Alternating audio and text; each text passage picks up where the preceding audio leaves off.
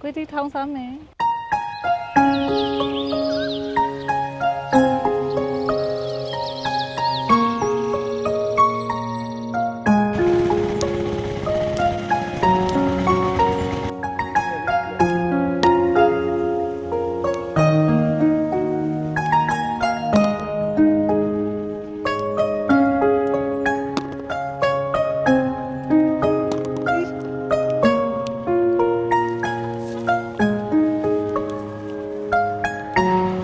ခူလာတဲ့ကိုတီတွေကိုရေစစ်ပြီးသားဆိုတော့အခုစထောင်းတော့မယ်နော်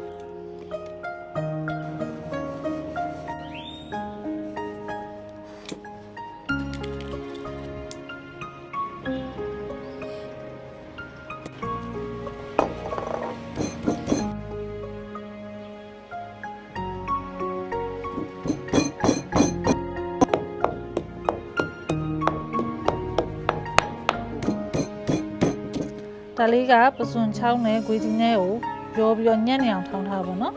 တခြားလေးနည်းနည်းထည့်မယ်ပြီးတော့ငပိပေါ့နော်ဒီငပိထဲမှာကျတော့အစာပလာတွေအကုန်ပါပြီးသားဆိုတော့စားရိပ်ပါတွေမထည့်တော့ဘူးနည်းနည်းထည့်လိုက်တော့အဆက်တွေလည်းပါပြီးသားဆို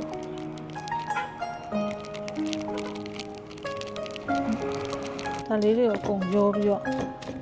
ထောင်းလိုက်မယ်ပေါ့နော်နန်နော်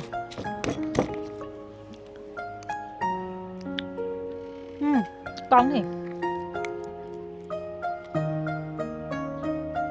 အခုဆိုရင်ဖြူစင်ကဂွေတီထောင်းလေးထောင်းပြီးသွားပြီပေါ့နော်ဟိုဖြူစင်လိုမျိုးပေါ့နော်အိမ်မှာလေးလှုပ်စားကြည့်ကြည့်ပါဦးနော်ဖြူစင်တော့ထမင်းတော့စားလိုက်အောင်မယ်အားလုံးဝင်းတတာ